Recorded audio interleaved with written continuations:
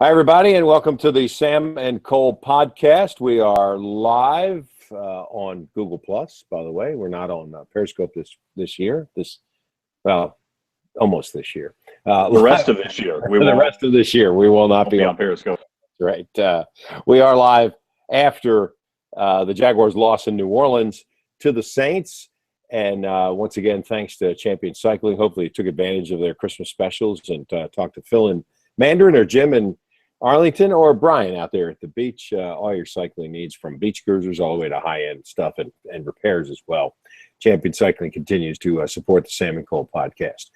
Cole, the word once again reared its ugly head, precision.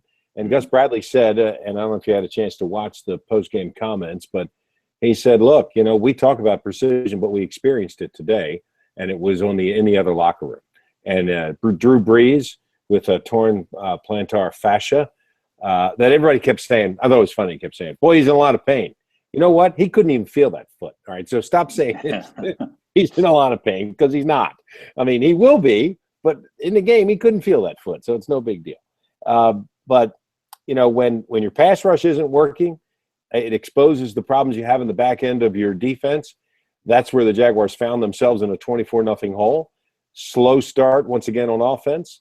And, again, slow on the uptake for Blake Bortles in some situations. And all that results in, I think, some bad coaching decisions by Gus Bradley results in a 38-27 loss. And you look at it and you say, boy, Drew Brees, Hall of Fame, future Hall of Fame quarterback, great quarterback. He's great. And the Jaguars are in there without Senderick Marks. They're in there without Telvin Smith. They're not 100%, but you've got guys like Michael Humanawanu and Brandon Cook and Tim Hightower, Travaris Cadet. These are the guys who scored touchdowns for the Saints. I think he's named after me, by the way. Travaris. I think he was one of the guys named after me. Yeah. I'm certain that he's named after you, and not before. But I mean, who are these guys? Well, right. These are the guys that Drew Brees is making happen. And if early on, I tweeted. First thing I think I tweeted out after the bad start, I tweeted out something along the lines of outmanned, outplayed, or unprepared. And at least the Twitter response was fire Gus Bradley. Right, that was the 24-0. Twitter's going fire Gus Bradley. And Twitter was very angry today, though. Yes. I mean, no Christmas spirit whatsoever. Well, it was just and Christmas. I mean, for me, the question is, well, and it's not unusual, right? But for me, the question is, a couple of weeks ago, did you want to fire Gus Bradley? And I'm not saying you shouldn't, but if 2 weeks ago you didn't want to fire, you do. I think you're just overreacting. If you did a couple of weeks ago, well, this is more fuel to the fire. I don't think it would be the worst decision in the world, but I think I give him one more year based on the trajectory that the team is following, with Bortles' improvement, with the offense's improvement, but with a very short leash for next season. If he wants to change the defensive coordinator, I think I'd be okay with that too. I think it's amazing how smart those guys in Las Vegas are, because when I was there visiting my son before the season, they put the over-under number for the Jaguars at 5.5 for total wins. And here they are, right on the number, I mean, and think about, and to me it's amazing because I think about all the things that happened this year. Games that we say that they should have won, games that they, could have lost and didn't, I mean, and there it is right there on the number, where next week they have a chance to win. And I think it's doubtful that they will. So I'd have been out money because I'd have taken the over based on the improvement that I saw in the offseason and in the OTAs and all the things that I thought. But it just goes to show you that when you're trying to grow a young team, including a young quarterback at the same time, you're not going to win games. You're going to make mistakes. The interception that he threw, the one that should have been called interference, that's something else. But the other interception, that's just awful. A bad decision, bad throw. The one in the end zone where the guy ran it back where I don't know what he was trying to throw there. a bad decision, bad throw. He can't throw the fade. I don't know why they keep calling that play. But I think it begs the question, much like we talked about in the San Diego game. In this game, Cole, if you switch quarterbacks, one position, two players, is the outcome reversed? It's a great question because your immediate response is, well, absolutely, Drew Brees would make the difference. But the real difference in this game, obviously the interceptions didn't help. But the real difference was the Jaguars' defense couldn't stop the Saints. Right. It's addition by subtraction for the Jaguars that But if Drew Brees was the Jaguars' quarterback, you wouldn't have to stop him. But also the Saints' defense wouldn't be able to stop Drew Brees either. What I'm saying is that their defense is terrible. They're worse than the league. The Jaguars are bad. They're depleted. They're injured. They're not playing with a lot of passion, except for Puzzluzny. They're bad in the defensive. I mean, they're not average. They're bad in the defensive backfield, and so they're playing without Telvin Smith. This is. I think that the difference in the game at the quarterback position shows what a good quarterback can do to take advantage of a bad defense. Blake is not at that point yet. Although we put up huge numbers. I mean, again, I realize a lot of it was late. Yeah. But, again, when you go 27 of 35 for 368, 4 touchdowns, 2 picks. But when you have 0 points, when you have 0 points in like the first 6 drives, that's where the problem. It puts you in a hole. And so what that means is that they're not. He's not recognizing things early enough in the game, or the offensive coordinator isn't recognizing things early enough in the game, or he's making some of the same mistakes early in the game that he made in the previous game that are costing him. And, I'm certainly not laying it all on his feet at all but I'm just using that as an example because I think you're 100% right. Next year's the year that they have a short leash when it comes to wins and losses. But, this is a football team that is very good in some spots, growing, exciting in some spots, and just a giant question mark because they're so bad in others that you wonder whether or not one can overcome the other or the coaching staff can figure out how to right the ship on some of those problems that they have in order to get the job done next year. And I saw a lot of people tweeting. I think you may have tweeted some of this or responded to a tweet. This is people talking about next year's draft, first-round defensive back, second-round defensive back, third-round defensive back. By the way, just because sure, that'd be a good idea. Just because Dante Fowler is coming back, don't think it's all the way solved. You expect it will probably improve, but it's not going to necessarily completely be solved. I wouldn't overlook a pass rusher, either in free agency or in the draft, if you can find one. I still think the offensive line can and should be better. Although it has gotten slowly better. If you take the arc from each quarter post along the way this season, it has been better as the season has gone on, and than it was in the first. And what I think Bortles was sacked twice in the game, and didn't have an unreasonable amount of pressure. They didn't run the ball well for the most part until the end of the game. TJ Yelders as well. This is a team that this team falls into that category from a roster talent standpoint and where the quarterback is standpoint.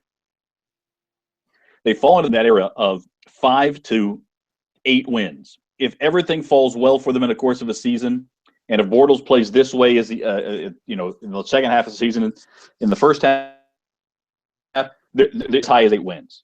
No higher than that. They're not going to be a winning team, but they're going to be no higher than that. And if you have that and expect Bortles to be better next year, that's an improvement for year 3 for Bortles. Again, my response to a lot of the guys on Twitter today was, if you're going to make the change with Gus Bradley, and I don't think it's indefensible to think you got to change the coach, but if you're going to do that, you better make sure that you're ready to take a step back, because you almost always take a step back when you bring in a whole new regime. Without question. And these guys get one more year. I wish people would stop talking about it. Shad's made it clear he's not getting rid of these guys. these guys get one more year. They're smart people. Okay, you may not like what they're doing, but they are smart people. And Dave Caldwell's a smart guy. He knows how bad they are in certain places. Shad Khan is a fan, but a smart guy. And he knows where he is going to ask those hard questions that we would like to ask Dave Caldwell and Gus Bradley, because he's paying their pays, we're signing their paychecks. So he gets those questions. And I thought some of those questions were asked. I thought Mike DiRocco asked a question in the post-game comments that was, so how do you make it better? You say you've tried everything. He literally said that. He said, look, you've tried everything. And Gus said, you coach the players, you get them in the right situation, you put them on the field, and you expect them to make the play. And if they don't make the play, you figure out why they didn't. And sometimes it's because those hard decisions have to be made. That's coach speak. That's Gus Bradley, not the bus, saying our players aren't good enough. He's flat out said that. Yeah. Tough decisions have to be made. Our players aren't good enough. Are some of those tough decisions on the Jaguars' own decisions of this current regime? Is one of them Luke Jokel? Most of them. Right? Yes. Is one of them Jonathan Cyprien? Is one of them Josh Evans? Sure. Is one of them Devon House? Is one of them Sergio Brown? Those are five guys off the top of my head that the Jaguars have brought in. Is one of them Zane Beadles that this current administration has brought in? Wisniewski, and another bad snap, yeah. Stefan Wisniewski. I mean, whether or not these guys they think are on the verge of taking that next step altogether, or do you have to go get better safeties, draft another left tackle that you think can be the franchise guy?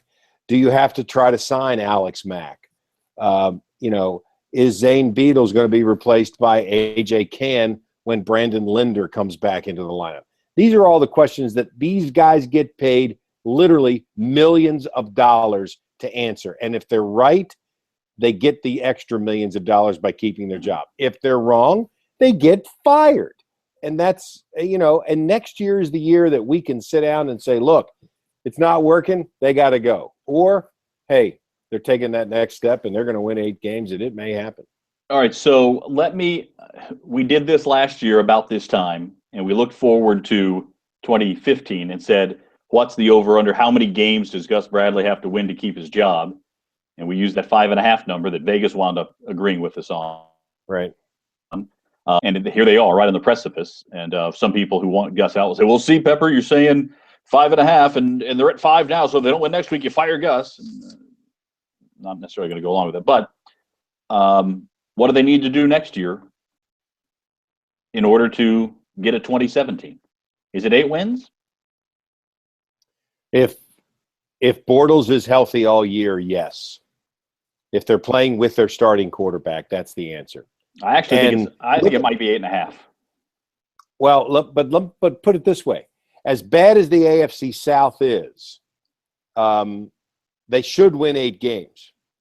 If you look at where all the teams are in the progression of the Jaguars versus the Titans versus the Colts at this point versus the Texans, that's one thing. I mean, you would think of the 6 games in the division, they ought to win 4 of those. Yeah, right. They ought to. But also, where does their quarterback take that next step, and does he stay healthy all year long in order to play? To me, that's the question. But referring to the AFC South once again, this team was 5-9 and was still mathematically in the playoff race. Yeah. I mean, so it's possible they could go 7-9 and win the division next year. Who knows? So I think I hazard if you go 7-9 and win the division, 8.5 or win the division. Okay, I'll totally buy that. Okay, good. Totally. All right, so we've settled on that. Yeah. Any last one? The one thing that does jump to mind is that any kind of accomplished veteran quarterback has not had trouble against the Jaguars in a long, long time. That's right. Whether you're talking, and this year, Cam Newton, Tom Brady, Drew Brees, when Luck is healthy, Manning last year, the veteran quarterbacks are getting done against this defense. And if the Jaguars want to be a real contender, they've got to find a way to be able to win games against Phillip Rivers or against Andrew Luck or against, a totally modified Peyton Manning or whatever it might be, right? I mean, this is they've got to be able to beat some good quarterbacks some of the time. Nobody beats those guys all the time. You got to beat them some of the time. That's right. Sometimes you choose to kick in the overtime, and that's what happens.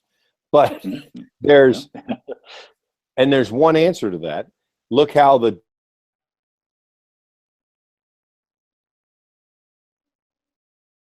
rush the quarterback with 4 guys, okay, and occasionally 5. But, if you don't solve the pass rush problem, you can't play the defense that Gus Bradley wants to play. Because what we found out is that those guys up front in Seattle that he coached turned out that they're pretty good. And that Richard Sherman's pretty good, and Chancellor's pretty good, and these are the guys that make you good. Do the Jaguars have some of those guys on their roster? Can they get some of those guys on their roster next year? You can't play Gus Bradley's defense if you don't have a couple of talented players and a pass rush. And if he's willing to do that, and this was my thing about like Lindy Infante's offense. It's unbelievable how good it was, and he really kind of invented that kind of route tree and read and react and see that. But if your quarterback got hurt, you were stuck because your backup guy, your second string guy, never got any reps, and he was never going to be able to run that offense. So when it worked, it was fantastic. When Gus Bradley's defense works, it's fantastic. When it doesn't, it's really bad. You got to have the horses to do it. Because it's relying on principles that it has no foundation whatsoever. So that's right. All right. I think that's a good place to stop here on this podcast. Next to last game of the race week, the Jaguars in 2016 will be taking on the Houston Texans, your AFC South champion Houston Texans. We'll see how things go next week for the Jaguars. We're now out of the AFC. I think actually the Texans clinch today, or they need to win next week to clinch. They need to win. They need to win. If they win, they're in. But if they were to lose, the Indy could win, and it could force a tiebreaker situation. And the Colts could win. If the Colts win and the Texans lose, the Colts get in. But that means the Texans would have something to play for. That's right. Something for the Texans next week. Exactly. All right, that'll do it. Happy New Year to you, Sam, and Happy New Year to all of our listeners here on the Sam and Cole podcast. We thank you very much. We're presented, as always, by Champion Cycling with 3 locations, Arlington, Mandarin, and the Beach. And if you didn't get in there before Christmas, listing your family, now's a great time to go in there and get a deal. And those guys will be happy to get you set up with some great cycling, whether you're talking about a bike or a new wheel set or some of the gear or some of the